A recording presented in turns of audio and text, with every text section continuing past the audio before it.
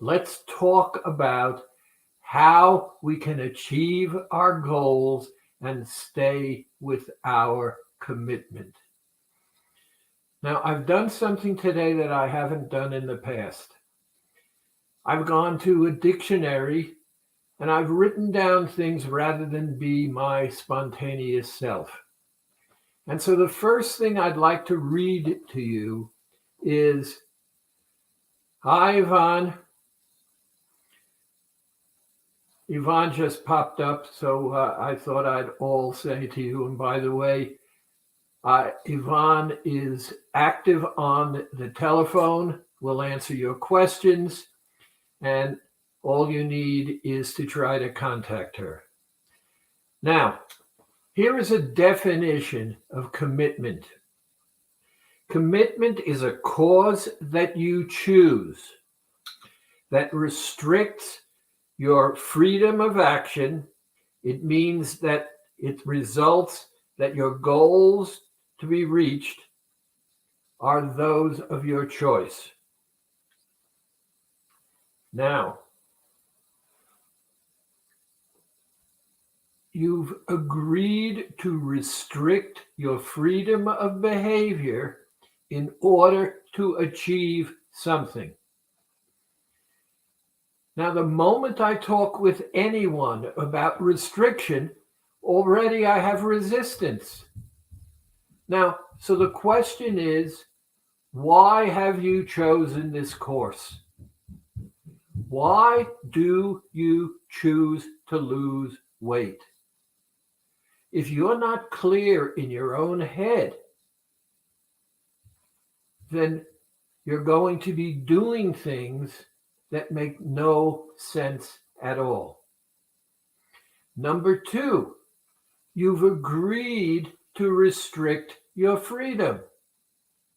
Now, I'd like you to tell me any time, any place, anywhere where human beings are happy, unless they've got some reason and motivation to do so, to restrict their freedom.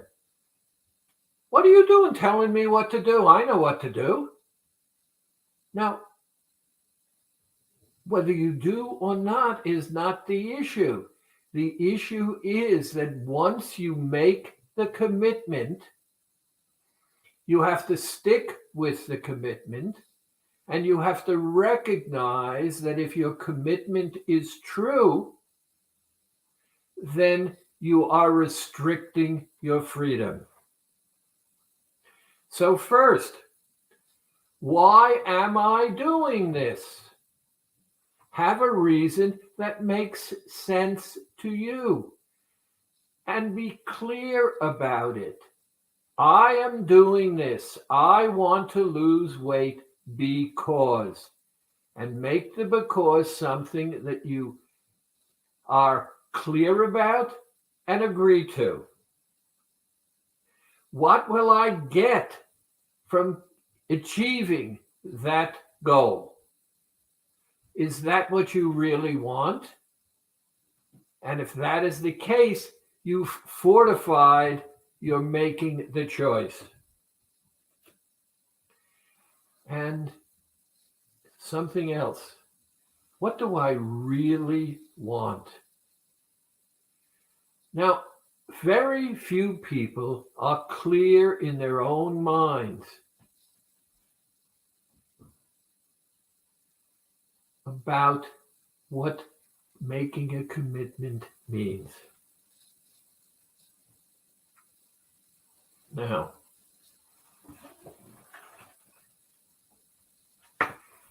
the question is this. Have you ever thought about the fact that you need to actually state to yourself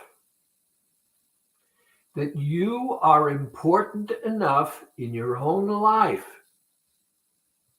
to do what you said you're doing?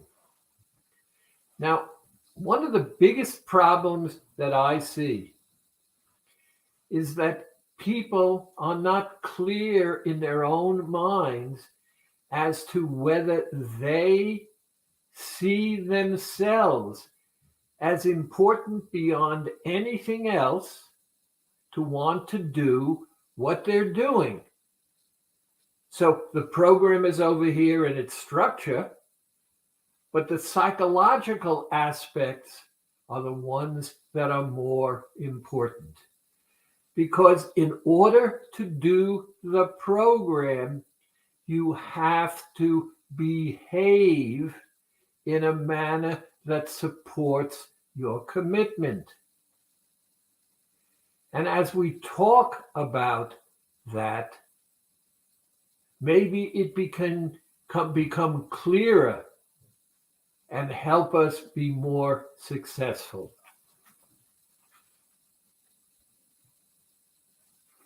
Now, once we are agreed to the commitment, we're ready to move on. Now, the first challenge is to recognize that you are agreeing to accept the feelings that are going to arise, the things that you say and do, and that is going to make you uncomfortable. Now, why? Reason is simple. You have behaved the way you have behaved, and because you've behaved the way you've behaved, you're now overweight. Very simple, cause and effect. And you're used to doing what you do, and now because you've made a commitment, you have to recognize that if you continue to behave the way you've behaved, then your commitment is false.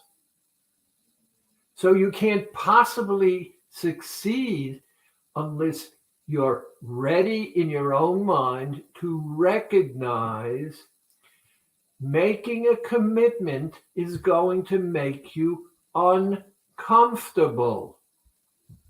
How many times have you heard or maybe even said yourself, I always do it this way. I like to do it this way. I'm not sure I would like doing it that way.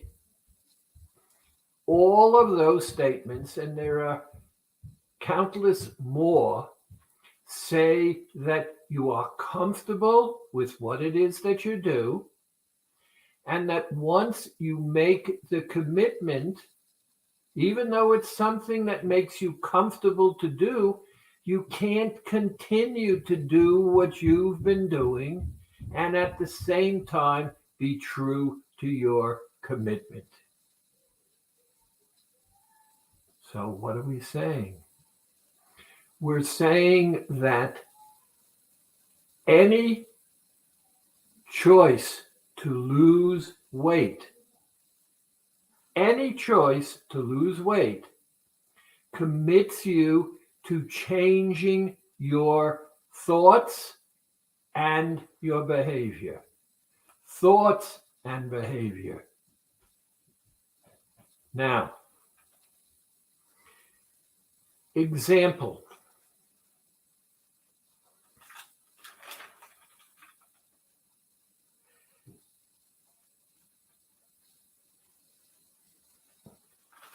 You get sort of some satisfaction from behaving in the way in which you behave. And so you behave in the way in which you behave because it makes you feel good. Now you recognize that if you continue to behave the way you've behaved, even though you like it, you're not going to get what you say you really want. And many of us get caught up in that because we don't recognize that change, and I'm going to repeat myself many times, change is inevitable. You cannot possibly do the same thing the same way every time. Even if the alteration is minute, it doesn't happen the same way. But we, in our heads, say, no, I'm doing it the same way. And you do it the same way because it makes you comfortable. So, to begin with, if we're going to be successful, let's accept the fact that we will initially be uncomfortable. We're not going to feel good about what it is we're doing. But here's the truth. You've made many changes in your life. Things have happened. And you do make change. And change makes you uncomfortable. But you want to know something very interesting? For most things, if you're conscious about it, and it's important to you, and it makes sense, how long is it going to take you to accept the change? And the change will make you feel good because it moves you closer to getting what it is you say you really want. Now, what I'm telling you here is, and this is important, if we are going to be successful, we have to agree that we in our own selves are important enough to accept the discomfort of change,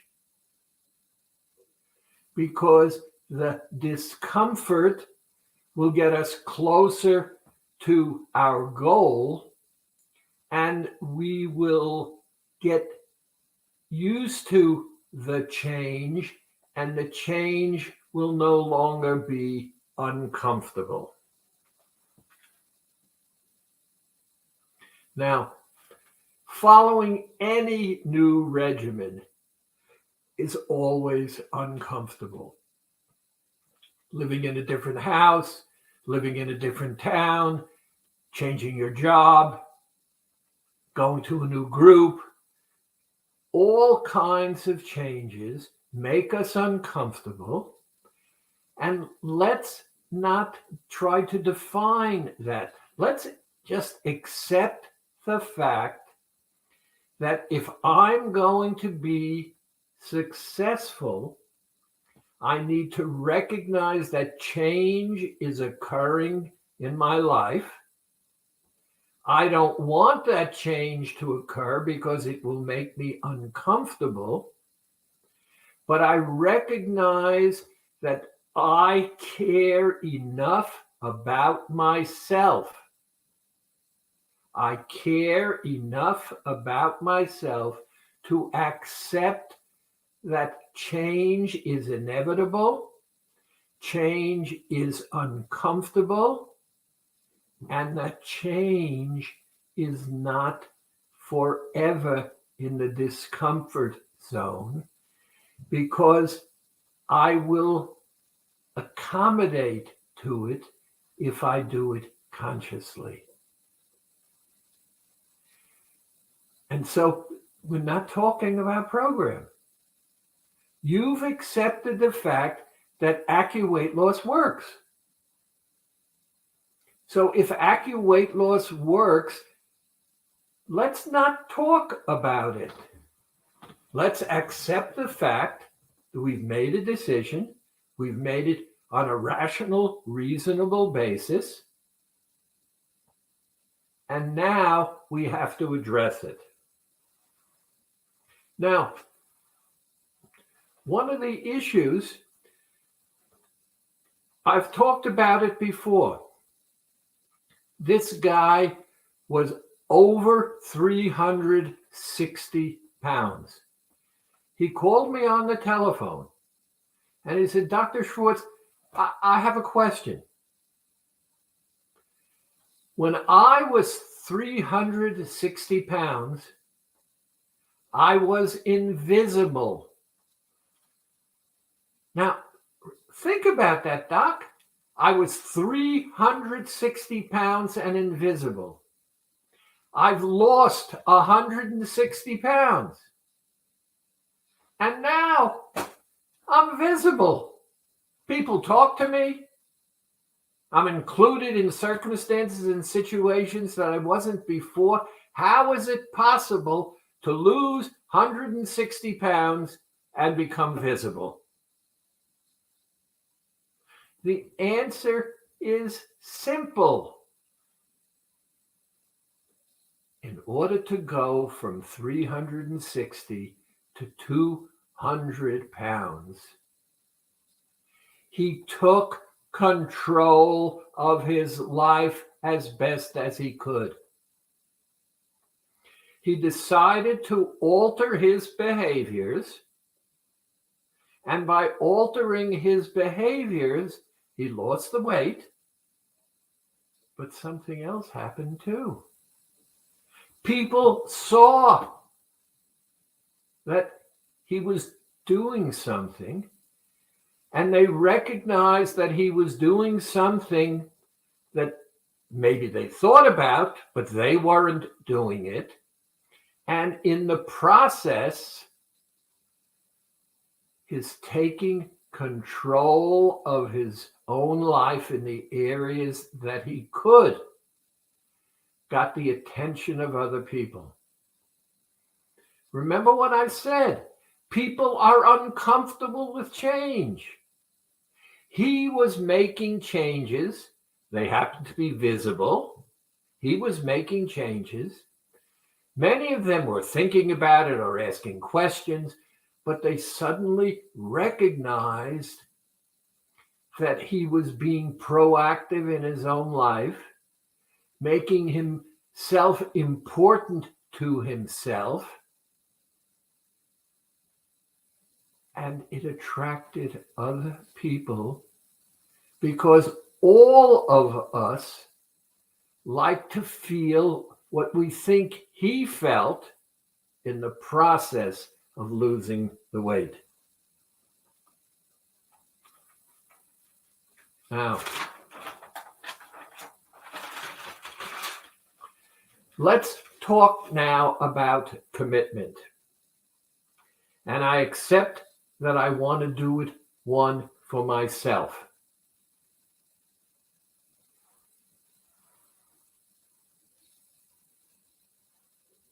And I accept the fact that it's going to lead to challenges. Hear that? Once you make the commitment, you've agreed to change, and we have to accept the fact that change is going to make us uncomfortable. Are you important enough to yourself that you're willing to make the changes for you? Now, be very careful here, because this has nothing to do with anyone else.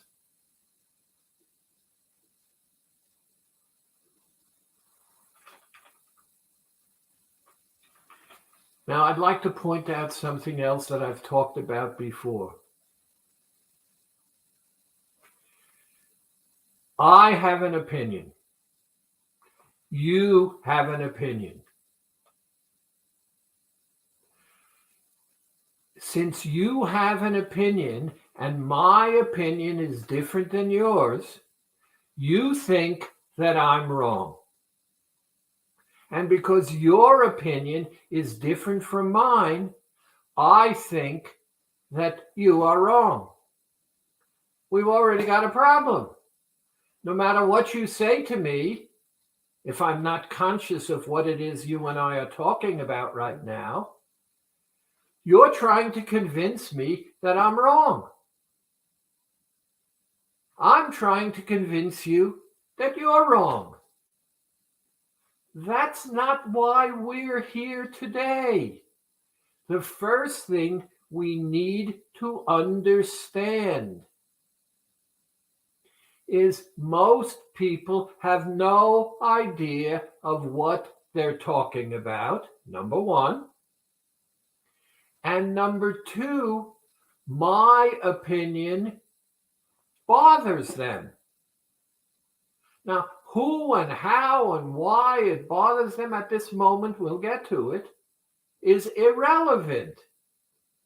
I have to stop and recognize that unless you understand, know, have information, it's not going to make any difference. Now, any change that my behavior causes you or your behavior causes me is going to make me uncomfortable. So already, now that I have an opinion that's not the same as yours, because we've put a spotlight on it, we're uncomfortable. Now, we both can't be wrong because you're on one side and I'm on the other side. But maybe we also can't be right. Maybe part of your thinking is valid, and maybe part of my thinking is invalid, and vice versa. But we're never, ever going to find out the truth because there are underlying issues. I'll give you a simple example. I'm 60 years old, and this back a few years ago, and I wanted to go and visit my mom. I got on the phone, "Hi, Mom, how you doing? Blah, blah, blah, let's get together." We made a time, and I hung up the phone. About an hour later, as I was getting to leave my house, the telephone rang. "Remember to take an umbrella," she said, "it may rain." I hung up the phone, and I said, "I'm 60 years old. My mother is calling me on the phone to tell me to take an umbrella." And I just shook my head, and then I realized something. My mother was no longer the mother that she was. I'm independent. I do what it is that I want. Her role in my life had changed. And she was not comfortable with that because she liked being my mother. So she called me on the telephone and did what a mother does. "Take your umbrella." I took my umbrella. I knew I didn't need it. I took my umbrella because it was no big deal. And I recognized that if I didn't take the umbrella, and since it was no big deal to me to take it, I would make her feel good about a simple fact. That's a change. But I did it. And it's those kinds of insights that I want us to acknowledge. Here's another one. A woman is doing my program. For her 50-pound anniversary, and she had about 80 pounds to lose. For her 50-pound anniversary, her husband bought her a Carvel cake. She came in to have her beads changed and said to me, Dr. Schwartz, my husband bought me a Carvel cake. And I said, yes. He knows I'm on the program. I said, yes. What do you think it's all about? She said, I guess he doesn't want me to be successful. I said, okay. And what do you think it's all about? She said, I don't know. But we were getting along fine until I went on the program. And now that I'm going on the program and I'm being successful, I see a change. She came back the following week and said to me her husband had given her an ultimatum. Quit the program or we're getting a divorce. I said, oh, I guess it really bothers him that you're in the process of losing weight. She said, yes, and I'm going to quit the program. She called me back about 3 months later and said, Dr. Schwartz,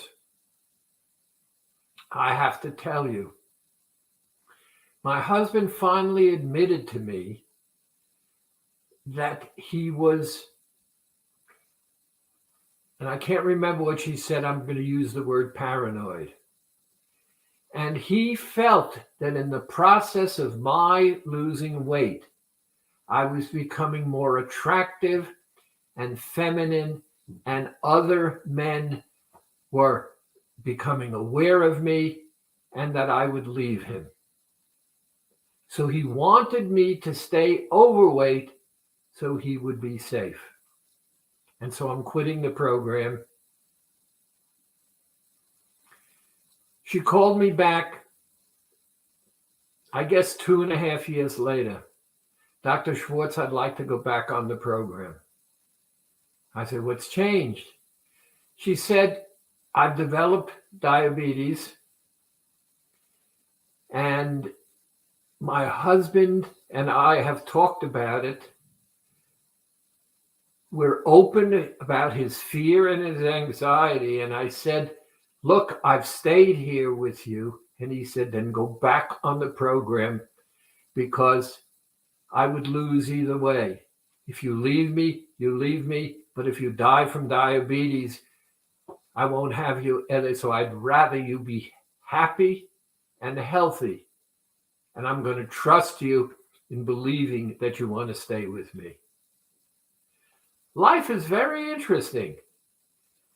People who are saboteurs have thoughts inside their heads, and we don't understand what's going on because their behavior makes no sense to us. But what we are doing in some way, shape, or form impacts on them. And so I go back to the 360-pound guy.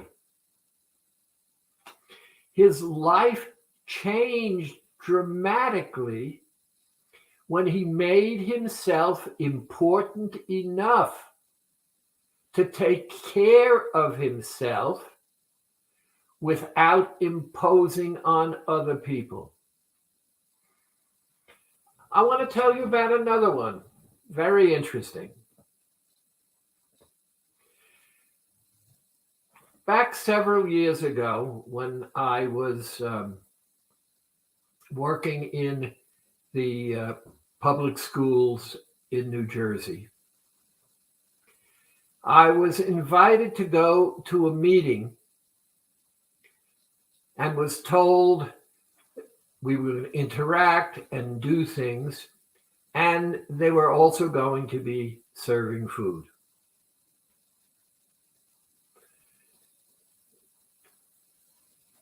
I knew that would be a problem for me. So in my attaché case, I put some Dr. John's lollipops. They're made with erythritol and xylitol, and they're non-nutritive. During the meeting, a break was called. They had some kind of buffet, and I took out a Dr. John's lollipop, and I put it in my mouth, went over to the buffet, was looking at it, was talking to people, and this doctor that I knew came over to me and said, "What are you doing?" I said, "Excuse me." He said, "Everybody's having food and you're having a lollipop." And I said, "Yeah, everybody's having something. I want something too. And I like these lollipops. They taste good. And they give me something that I want, not what I really want. I'd love to indulge, but the indulgence right now is not good for me, so I'm using a lollipop." He said, "Do you have another one?" And I said, "Sure." And I went to the table, opened my attaché case, and gave him a lollipop. And now the meeting continued. And people started looking at me and the doctor. Here we are, sucking on our lollipops. And someone asked him, "What are you doing?" And he said, "Dr. S gave me this lollipop because neither of us wanted to indulge, but we didn't want to not have anything." Now, here's the interesting thing. There was no downside. Number one, the moment you say lollipop, how can you say lollipop and not smile? And when I gave a rational reason for what it is that I was doing, people recognized that I cared enough about myself and that I was not embarrassed to say, because I wasn't doing anything crazy, that I'm doing this, and I had a rational reason for it. I didn't want to indulge in the buffet, but I didn't want to feel uncomfortable by not having anything. One of the things that we have to recognize very clearly is learning to care about yourself, learning to make yourself important in your own life, making yourself aware of the fact that change is going to be uncomfortable, that people have hidden reasons for doing what it is that they do. And most of the people who are, let's call them saboteurs, most of the people who are saboteurs because they have issues. And I don't want to judge their issues. You're allowed to have issues. I'm allowed to have issues. But if my issues impact on your issues, you have a problem. And if you have a problem, we are on some level or other antagonists. And you don't like the fact that doing what I'm doing makes you uncomfortable because you may think you don't know what I'm doing and something wrong with you, or vice versa, when the answer really is, it's irrelevant. You made a commitment to lose weight. That's where we started. And you had a reason to make that commitment. And once you made that commitment, you agreed that the commitment you were making made you important enough in your own life to recognize that you were giving up part of your freedom to follow a course and action that was different from your normal life. And that has nothing to do with what you were doing. It's the commitment and the importance you made to yourself, and you gave yourself reasons. Remember? Why am I making this commitment? What do I really want? What am I going to get out of it? Is it important enough for me to do so? We've asked ourselves questions, and this is part of what the issue is. People don't talk. People don't ask. People don't know what they don't know. And sometimes they don't even know what they don't know they don't know. But as long as I have an opinion, I'm right and you're wrong. Why? Because I like to feel right. I hate to feel wrong. Now, AccuWeight Loss gives us that opportunity. The reason you're tuned in here today is because we're talking about you for you. We're talking about achieving a goal. We're talking about being successful. But except for this Monday night, and by the way, I'm going to become more active in the Facebook groups, etc., because what I found this week in talking to patients, that people had questions. In fact, I'm going to stop for a moment. And questions were submitted this week, and I want to give you an example. Dr. Schwartz, I took a bite of my daughter's chicken and realized I should not have. It was a teeny bite. Is it going to ruin the diet for the week?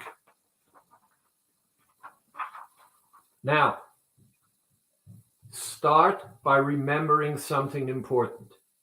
There are no stupid questions, except one. The only stupid question is the one you don't ask. If you do not know, how could you be stupid? But if you don't ask and don't learn, that's foolish. Now, this woman does not fully understand AccuWeight Loss. It's not a diet. That's number one. It's a weight loss program that's chemical in nature, all natural, that uses acupressure. Yes, it says the bead diet, but it's not a diet. So because she doesn't understand that it's not a diet, she misses another point. She was tempted, she gave in, and she indulged. Now, what the question was fully truthful or not is irrelevant. She took something that's not on the program and ate it. Now, once it's done, it's done. But now she's worried that it's going to impact. The only time it impacts is if you ignore it and not act proactively.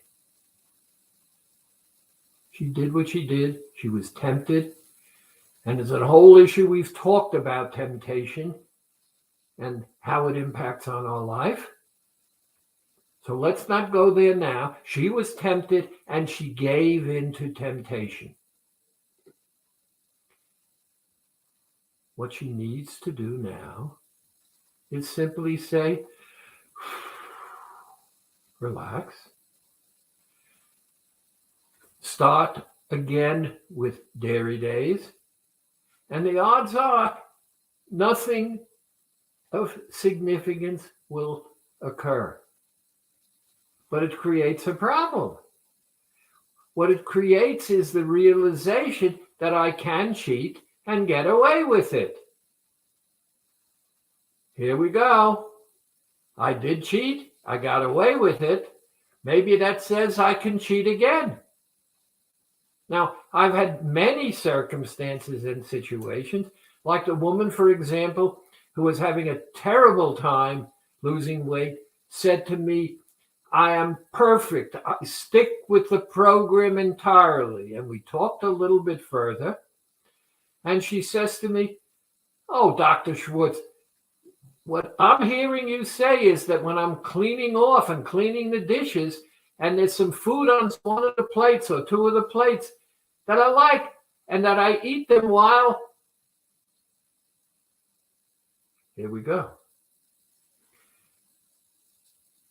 I don't accept the truth.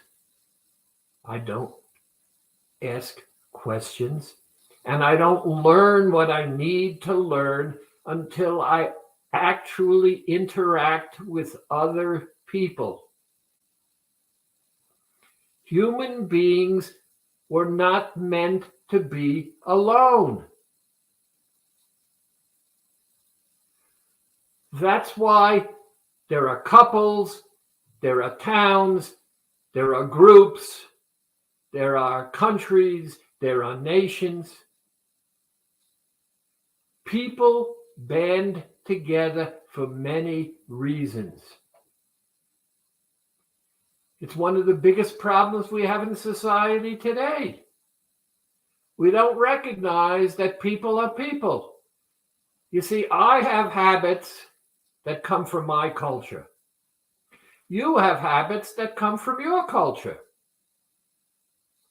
Your culture is different than my culture. But my culture is not antagonistic to your culture. It's different. Any of us can go any place in the world and be intimate with another person anywhere else in the world, and it's fine.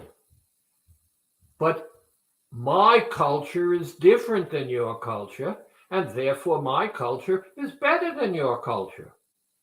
So now we have to fight over which culture is the better culture and ignore the fact that we've banded together, your culture, my culture, their culture, because that's what makes us comfortable. It's not a matter of better or worse. It's a matter of understanding differences. And if we share information with each other, we're going to be successful. Commitment says there will be challenges.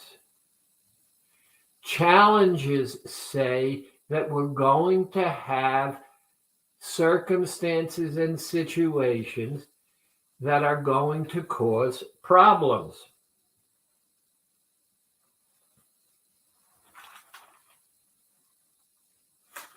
Now, let's see what else I have.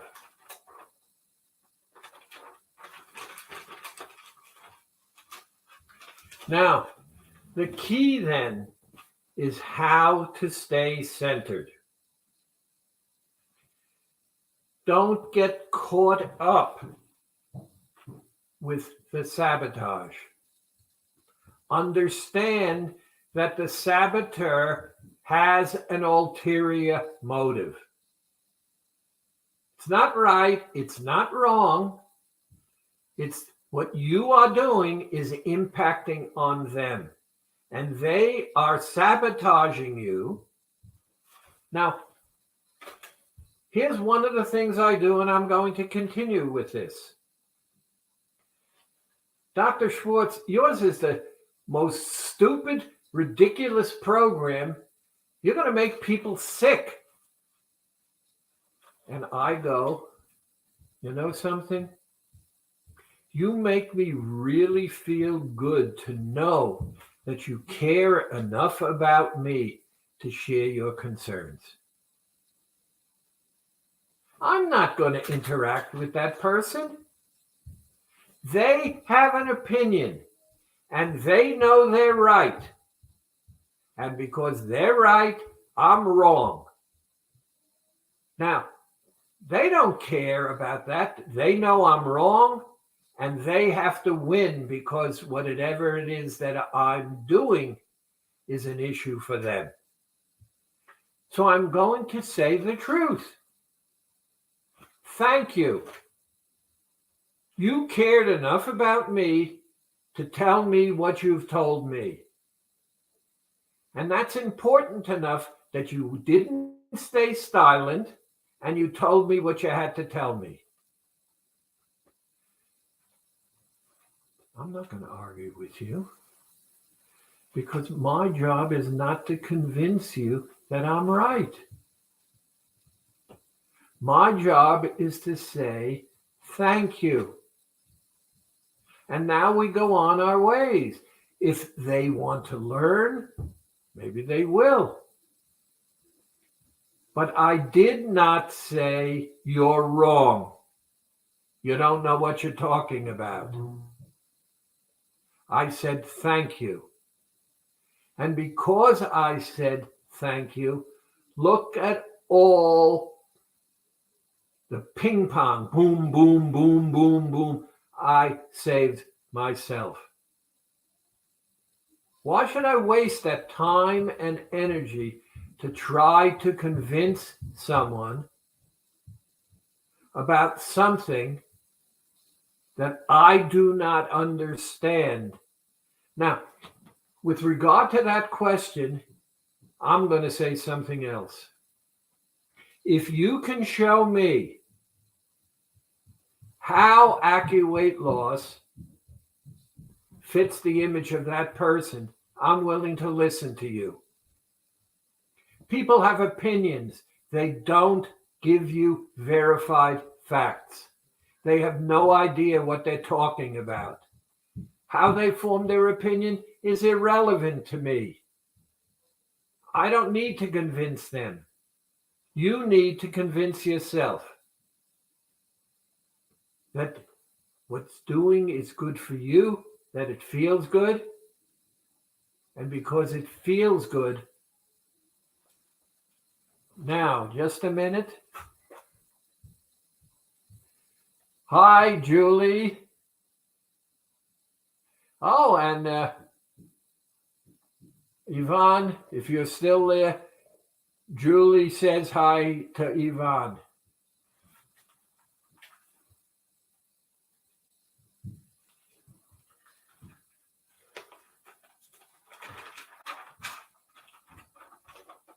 Now, let's recognize that change is inevitable. But understand something. Change comes and goes.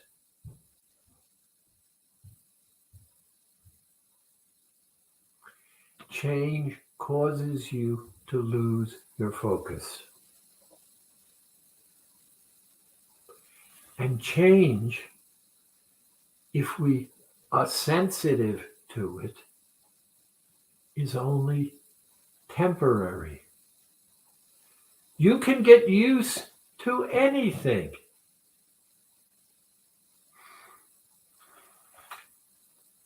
My partner decides that they want to change the color of the room. And for some reason or other, the paint on the wall is not the right color, and my partner wants that, and I can see it's going to make her feel very, very good. Now, I think the color that she's choosing is ridiculous. Now, let's agree that her opinion is her opinion, and my opinion is my opinion. She thinks she's right. I think she's wrong.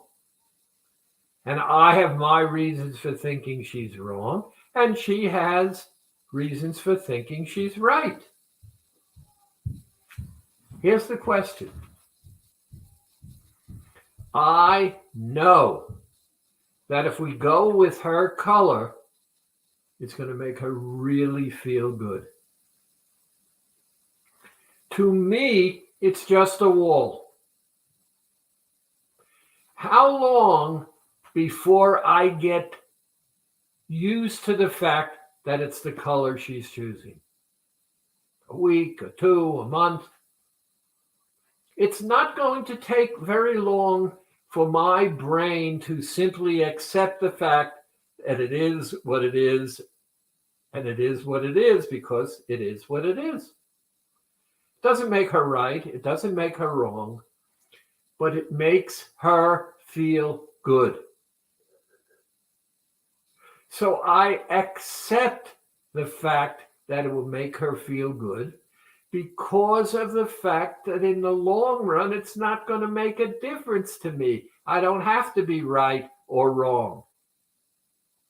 But what's terrific is that there is no fight, there is no argument.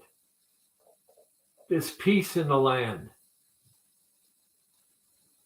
And this is the kind of thing that what's going on between us, is all about.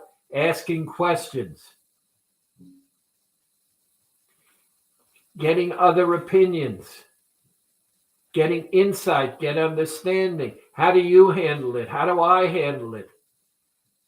How do we both handle it? Do you change a little bit? Do I change a little bit? And that's based upon shared information and situations and circumstances.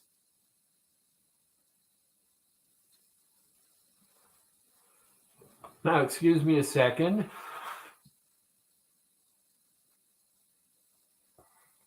Yvonne says, Julie, I'm going to call you.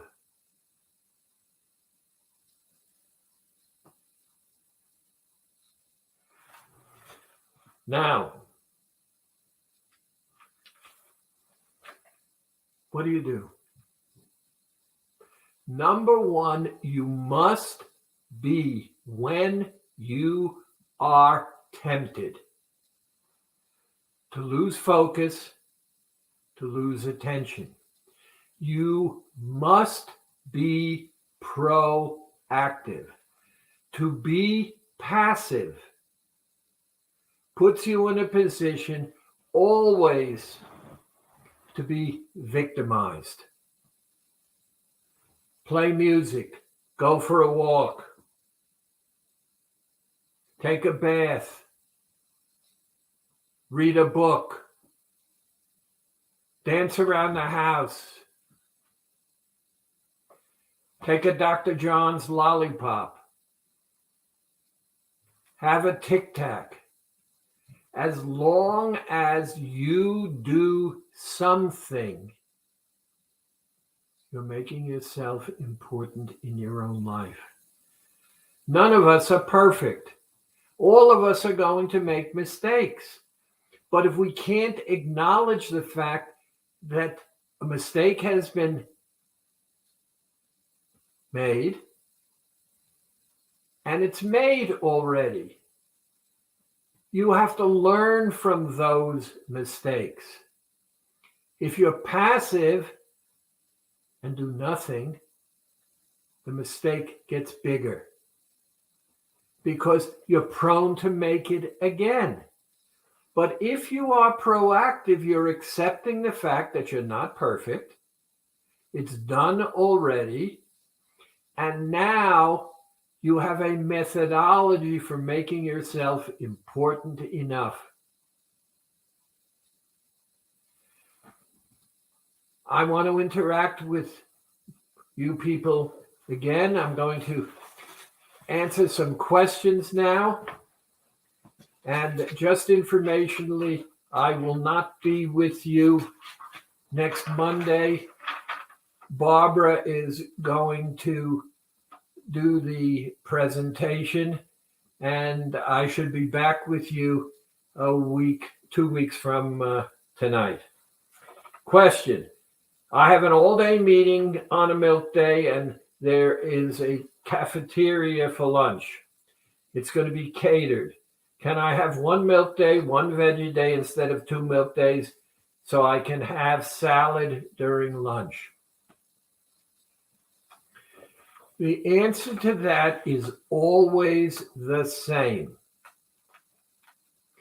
You acknowledge the fact that you're going off the routine. It's a dairy day. Now, since it's a dairy day, you're doing an alternative day. For doing that, there are sheets on the website to tell you exactly what to do. This one sounds like it's an afternoon meeting. So this person is going to have salad. In other words, they're going to make it a vegetable day. And the next 2 days, because we always restart with dairy. The milk days melt fat. The fruit vegetable days, high in enzymes, dissolve the melted fat. It's a chemical program. You violate it, it's done. Let's move on. And that's what the problem is. People get caught up in their mistake, and then they continue to make mistakes. How much milk in a Starbucks large latte? This I looked up. The Grand Latte, which is 16 ounces, contains 12 ounces of milk. Figure it out from there. Can I do a few weeks, take 2 weeks off, and then come back and finish up? The answer is a modified yes.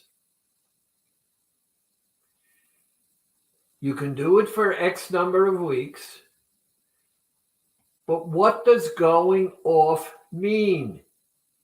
If you're going to go back to your old habits, then what are you doing? You gain, you lose, you gain, you lose, you gain, you lose. You never get any place and you never learn anything. You can do the program for X number of weeks. And when you go off, you speak with your consultant about how to live during the period of time that you're not on the program, which helps you maintain the gains of being on the program. And then you go back on the program after having maintained those weight loss gains for when you've been on the program and move ahead. Remember, this is not a diet. It's a chemical weight loss program. So how you deal with the chemistry is what makes it effective. And all you're doing is extending the amount of time that you'll be on the program. Is there anything I can have on my dairy days to chew? I am feeling the urge to chew something. The crunchy yogurt recipe is a good one. And you can also use sugarless gum and the Magic Protocol. Those are the 3 things that I would recommend. They'll get you through. And recognize we all have these thoughts and temptations.